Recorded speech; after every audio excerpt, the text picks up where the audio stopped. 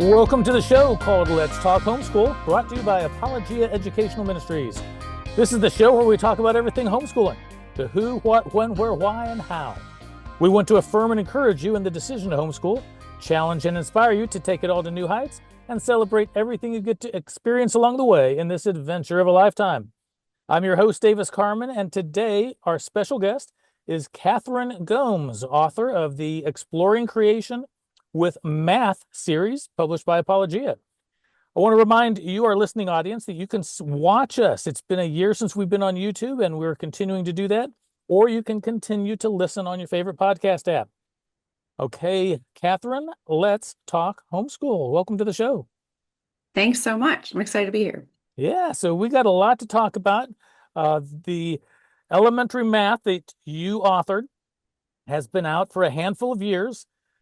Levels 1 through 6, but we got some, I'll give a teaser right now that there's some new accessories that we'll talk about at some point in the show today. But it's doing well, taking off, continuing to get great reviews. And so we look forward to sharing some questions for you today to help our audience, have a better idea of what this curriculum is about, how it works.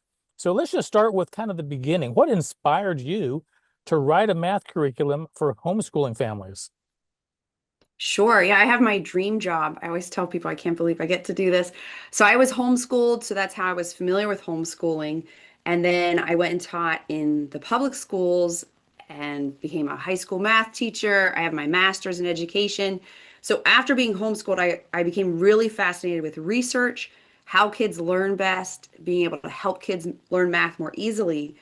And one of the things I love so much about homeschooling is there's so much flexibility. There's so much freedom. So some of the original inspiration came from this thought of homeschooling families can just do what works best. We don't have to have board meetings. We don't have to get a new curriculum voted in. We can just, tomorrow, we're going to do something different because we think this is going to work better for our kid. So that was sort of the original inspiration, was the thought of, wow, if I wrote curriculum for homeschoolers, I can draw on my experience, but I also can just put in there what is going to work well for kids, and just sort of let families run with it. Well, and that has been the case. I mean, the homeschool families that are using it and writing reviews are having a wonderful experience because, like you say, they can change on the fly, but it's written with a homeschool family in mind. So how did your own homeschool journey influence the approach that you put into this? I mean, you talked about the flexibility, but was there anything else that's unique about your homeschool experience and then how you developed this curriculum? Yeah, absolutely. So I had an amazing education. I'm very grateful for my parents, and I loved being homeschooled. But my parents and I agree that math was not our strong point. So one of the main ways my homeschool education inspired or affected this curriculum is that I'm trying to have other kids not have my experience. And again, this is something, I just laugh about with my mom, but I do tell my students at co-op, I don't want anyone to have my experience, which was not being well prepared for college level mathematics. So after graduating, going to college, going to graduate school, and then having my own kids, I started to really think about how can homeschoolers best teach their kids in ways that are specific to homeschoolers. And this is where writing for Apologia is such a great fit, because you're a homeschooling publisher, right? We're trying to create things tailored to homeschool families. And so I really started with the end in mind, which is kids prepared mathematically for whatever future God has for them. If God's calling them to be engineers, we want them ready for those rigors.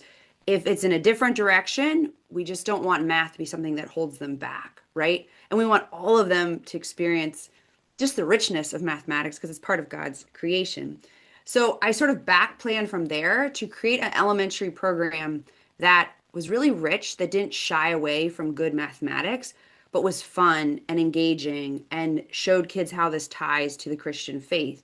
So that was sort of, I guess, how my home education, but also a lot of other experiences afterwards sort of played into the vision for the program.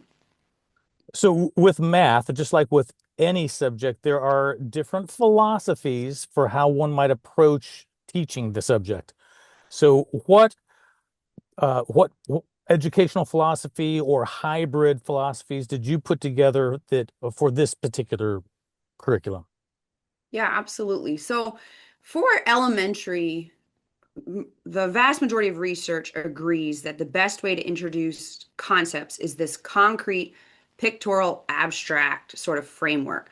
And a lot of our listeners will recognize that. I did not come up with that, right? It's like this Mhm. well-researched idea that when kids learn a new concept, first they need to learn it concretely with something they can touch and feel, whether it's a math manipulative or something from their own house. Then there's a picture of that in their math book. So pictures of beans on the page and they're crossing them out or circling them. And then finally, the abstraction, numerals, symbols, long division signs, all of that. So that is like the backbone of the curriculum. Almost every lesson starts with a hands-on activity, and that's where kids are learning it concretely.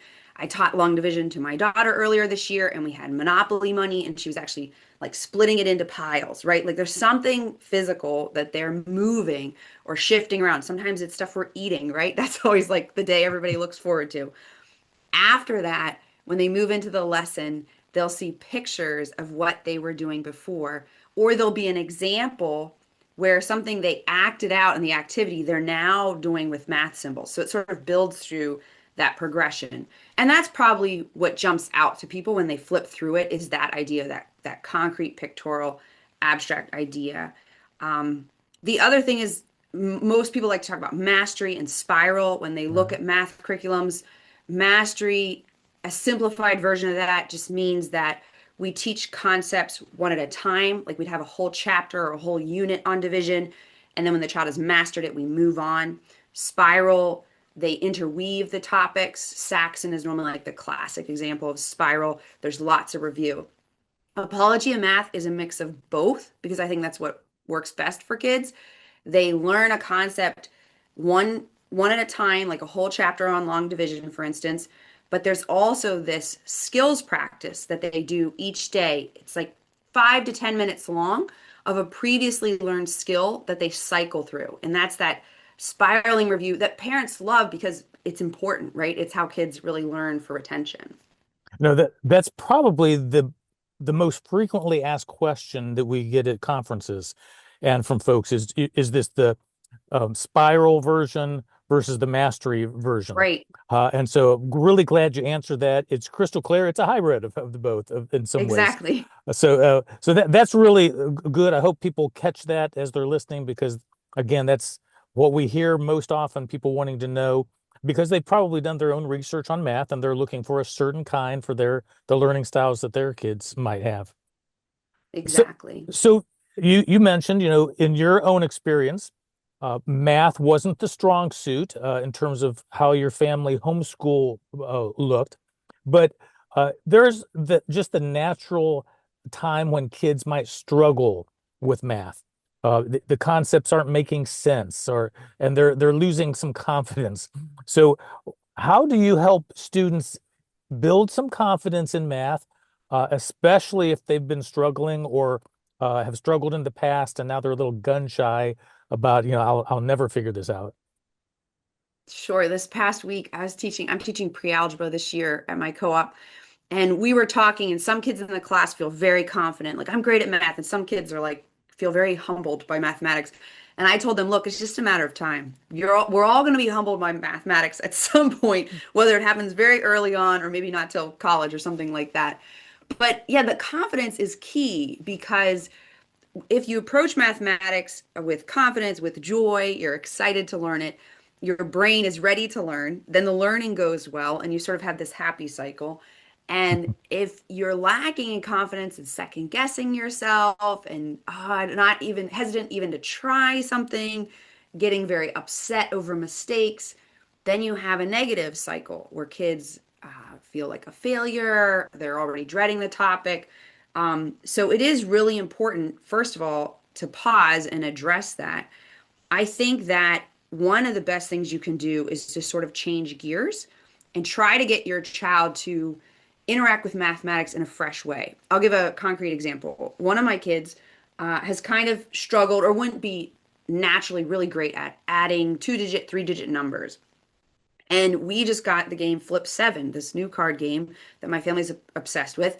And this particular child wanted to keep score. Well, all of a sudden, round after round, they are adding up like three-digit, all carrying, regrouping, no problem, right? And the motivation was so high because she wanted to see who was winning.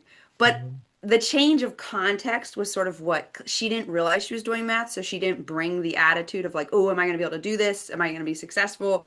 She just did it.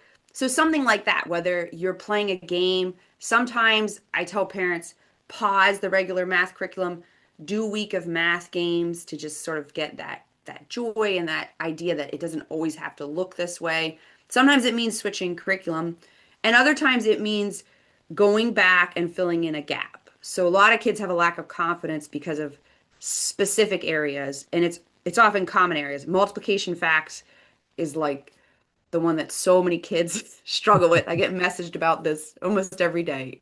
Because if you don't know your multiplication facts, it just spirals, right? Negative numbers when you get a little older, the teen numbers when you're in first and second grade. So filling in that gap can make a huge difference as well. No, that those are some great examples, and I know that the curriculum that we're talking about is elementary age level, levels 1 through 6, roughly grades 1 to 6. But I have to share a story about myself. So I'm an engineer with a master's degree in math and engineering, and so I'm good at math today.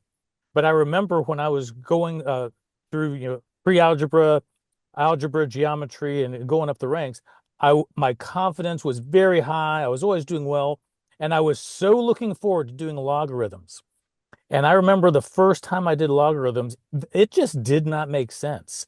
And Yeah. suddenly my confidence plummeted, and I was Yeah. actually wondering, It's like an alternate universe. right, I thought I would figure out everything in math, and this one just didn't make sense. And then the Yeah. next year, oh, maybe a little bit of the spiral method. I kind of stepped away from it. Then I'm into algebra 2, and suddenly logarithms made sense. Something connected in my mind. Yeah. So whether it's the motivation by way of playing a game, or just you're a year older and something finally connects. It Uh, finally but clicked. but it is important or it's so important how that confidence can play into math, and the motivation, the wherewithal to go to the next part in the curriculum. Absolutely. So some people you might ask, why another math curriculum? Has something changed? Uh, so if we think about just change in general, what do you see the future looking like with math education, especially in homeschool communities? Are there any trends going on that are worth noting? I just think homeschoolers are becoming more confident in just tailoring their programs to homeschooling. Like I think and that's wonderful, right? I think more and more we are realizing I can get a program that was designed specifically for a homeschooling family. I can adjust within that program. I think there's less of adapting and more kind of creating around what we already have working that I think is great. I also think in middle school and high school, this technology and the increase of video and online courses, you're getting more and more of a blend that's kind of fun to watch where kids can be in, Apologies Academy or they can be doing a video course and there's just a lot more instruction available and that's just continuing to grow. So that's fun to see. Yeah, we saw the same th kind of thing and experienced something like that in our own family, especially with math. I mean, we literally used every option and resource available. We did the video courses, we did the co-ops, we did one-on-one independent study. We even had a private tutor for a couple of our kids. And a lot of it was about finding the method that worked well for the individual kid. We even changed math curriculum a couple of times, and sometimes for parents that's daunting to change any curriculum because the research and, oh, what if I pick the wrong one this time? But like you said at the beginning of this show, that's the beauty of homeschooling. You can change on a dime if something's not working. So you no need to be afraid of trying something new. If it doesn't work after 2, 3, or 4 weeks, you can quickly change. Yeah, So I mean, one of the biggest roles as a parent is just curating, looking at all of it and finding the fit for your kid. It's not necessarily having to teach everything perfectly, but being out there to see what's available and finding it for your family. Right. So again, exploring creation with math is elementary, but as the kids get older, math is one of those subjects that can work very well in independent study.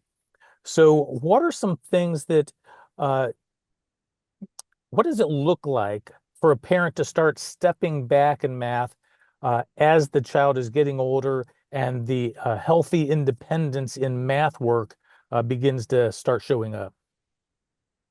The important thing here is to scaffold it. I think sometimes as parents, we can go to one side or the other. So we can, some of us, we're not letting our child be independent and we're hand holding a little too much instead of letting them grow in their own discipline and learning from their own choices. And then others of us who are just like, I have so much on my plate, just go learn it.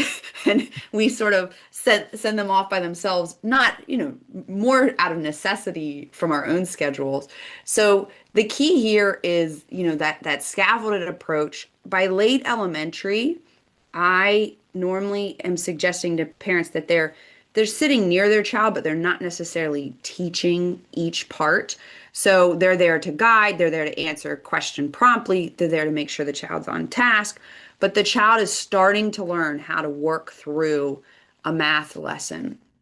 And then in middle school, I teach right now, I'm teaching the middle school level at my co-op. And what I tell the parents is September and October, really be on top of things, be checking in daily, hearing how it went, asking your child how the lesson went. They have to kind of learn how to read a textbook or how to appropriately watch a video, pause it, do the problems themselves, then watch the solution, those kinds of things. But then throughout the year, we gradually pull back and then parents can start checking in weekly, if it's going well, that type of thing. And then by high school, you've got a lot of independence. The one skill that's very important is these learners are becoming independent from us, the parents, but they're not necessarily like learning in isolation. One of the key skills as an independent learner is being able to get help. So they're learning how to find a video or how to ask one of their, co-op buddies for help or find someone else, an expert who can help them. That's part of it as well. Yeah, no, that's a great point. You're not just throwing the kids to figure it out. Here, throw them in the lake and drown or survive. I mean, Right. you actually are there to help, but you want to be paying attention. It's what you just said brought back some wonderful memories for me. I taught my daughter and three of her friends math when they were in high school, and they're all four of them now are married. And we were talking over New Year's. They came over and we were just reminiscing, and old friendships were rekindled.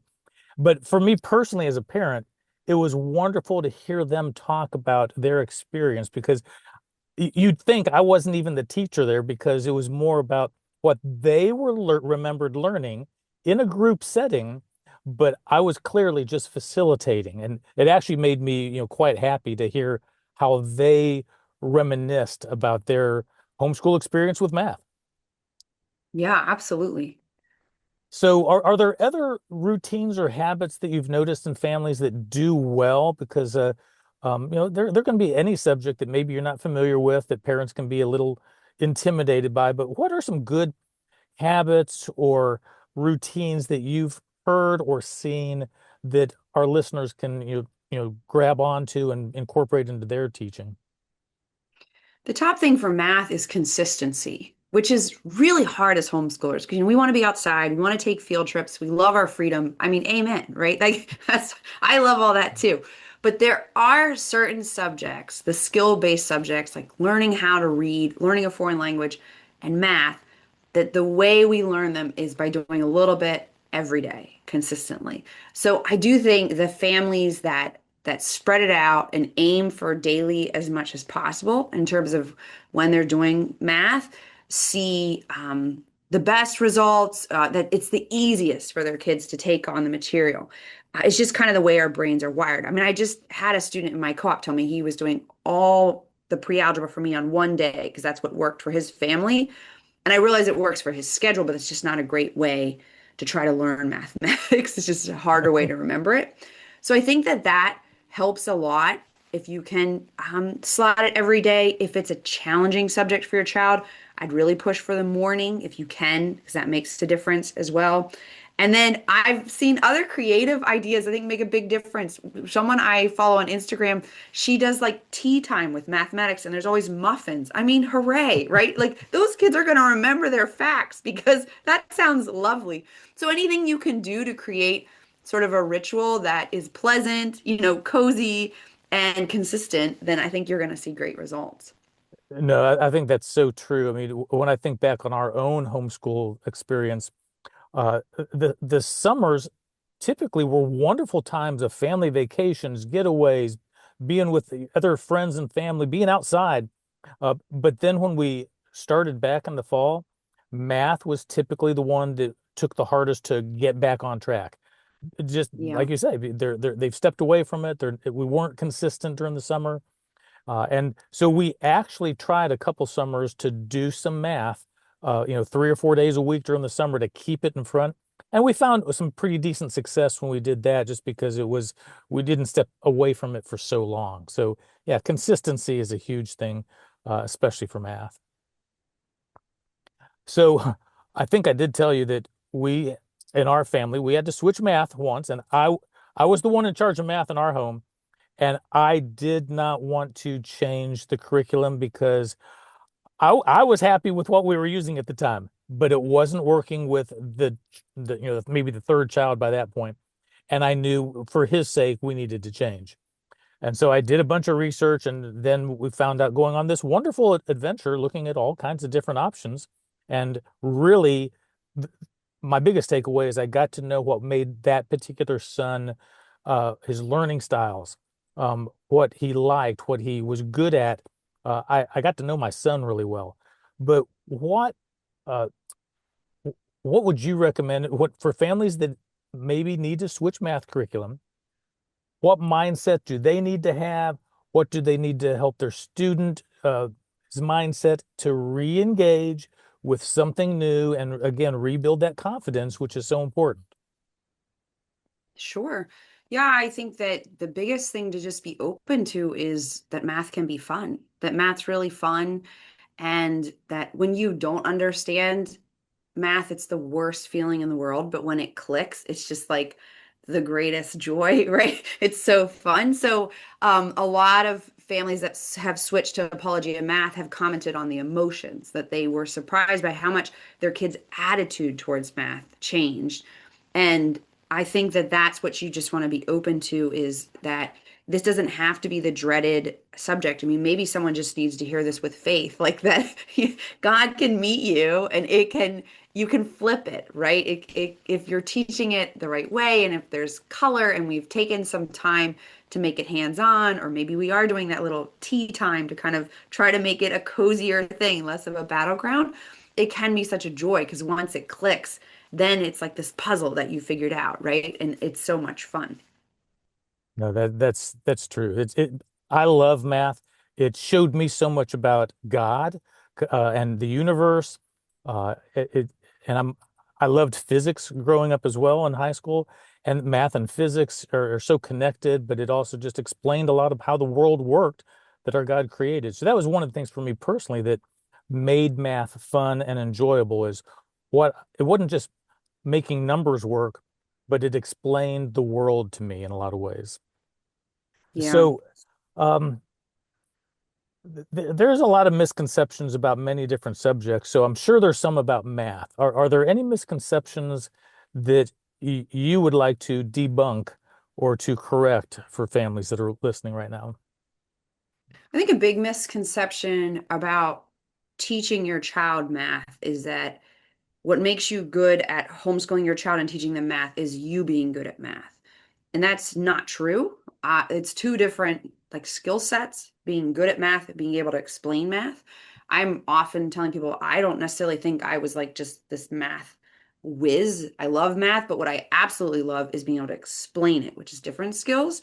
And so I think that if parents are nervous about math, or a lot of times parents are concerned about math because either they didn't feel successful or they just really don't like math. I don't think that that disqualifies you as a teacher because you can still explain it, even being able to say to your child, yes, I've been frustrated with math too, can really help them with their confidence. And then the other thing that, you mentioned earlier, Davis, is curriculum that's written for homeschool families. So with Apologia, we have created a teaching guide where we put notes to the parent on every lesson on how to explain it.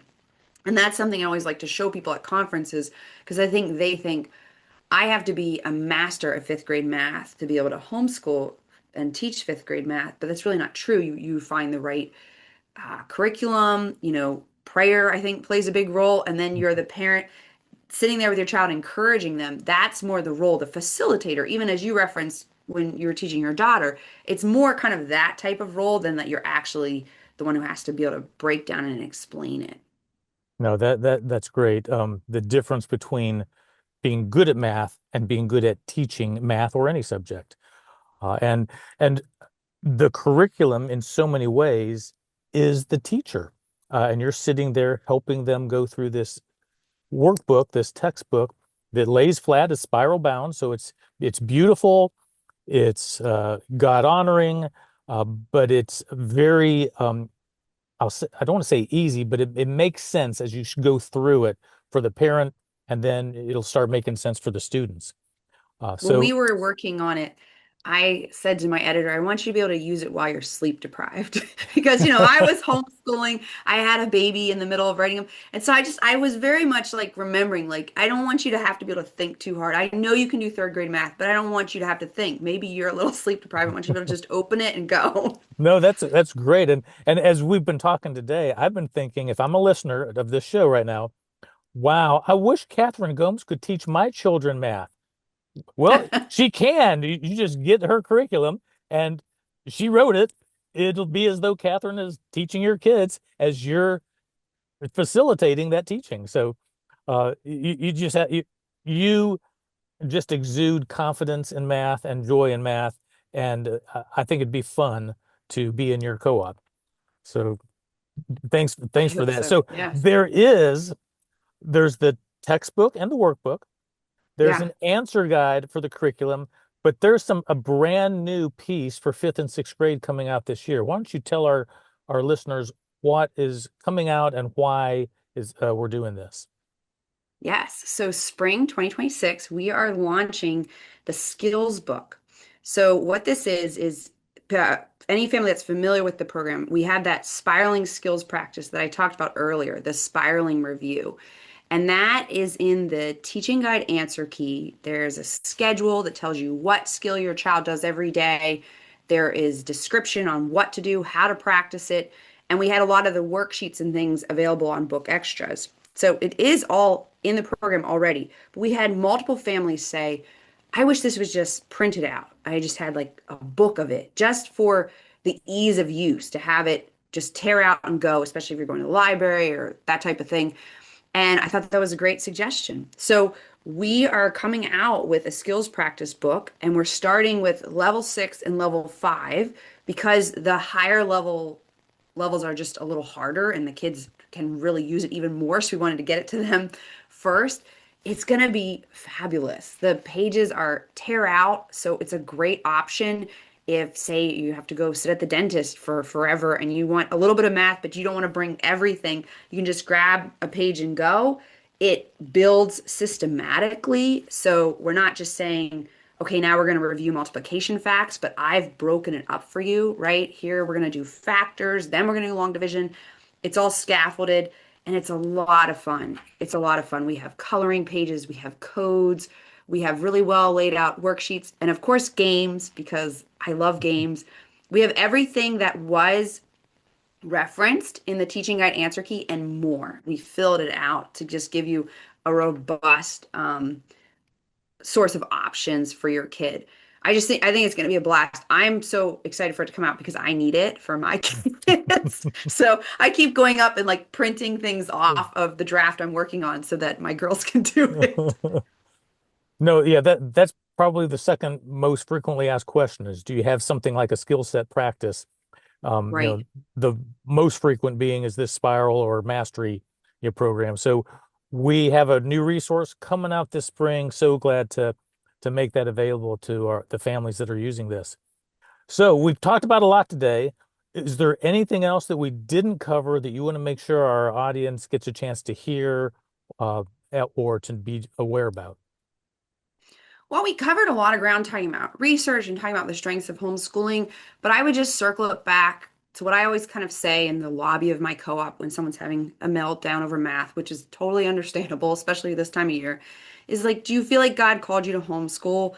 And then inevitably they're like, yes. And your child needs to learn math. So that means that God called you to homeschool them in math, and he's going to meet us. He never calls us to things he doesn't meet us in. So whether it's a new curriculum or taking a week off to play games or fresh perspective, I just would encourage you to have faith. He's not going to call you to this and then leave you on your own for mathematics. He's the creator of mathematics and he's eager to help our kids learn it.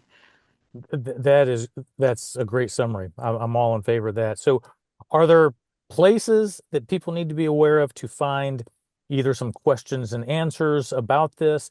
Obviously, if they go to apologia.com, they can find some material, but are you on social media, or how can they uh, find more information about this? Absolutely. I'm most active on Instagram. I'm homeschool math mom on there, and I absolutely love connecting with families. You can also find me on Facebook. I have a Facebook page, Kathryn M. Gomes. And then everything else you can easily find on the Apologia website. We have samples, we have video, we have so much for you. We have placement tests, so pretty much all your questions can get answered there as well. Always happy if people message me on social media with a question.